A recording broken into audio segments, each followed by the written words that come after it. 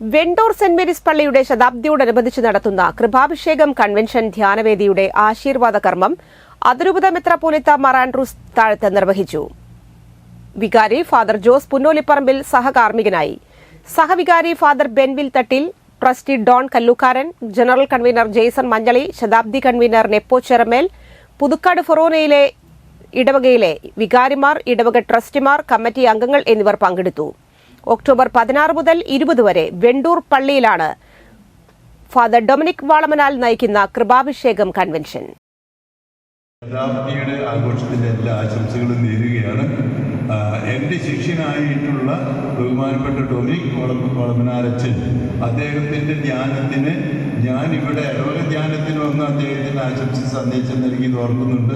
October മാസത്തിൽ ഞാൻ മെത്രാന്മാരുടെ സിനഡിന് ഒരു മാസം റോമിലായതിനാൽ വരാൻ പറ്റാത്തതുകൊണ്ട് എന്നെ എങ്ങനെയെങ്കിലും ഇതിലേക്ക് സംഘടിപ്പിക്കുന്നതിന് വേണ്ടി വികാരിയച്ചൻ കണ്ടുപിടിച്ച സൂത്രമാണ് പദ്ധതിയാണ് ആ ധ്യാനവേദി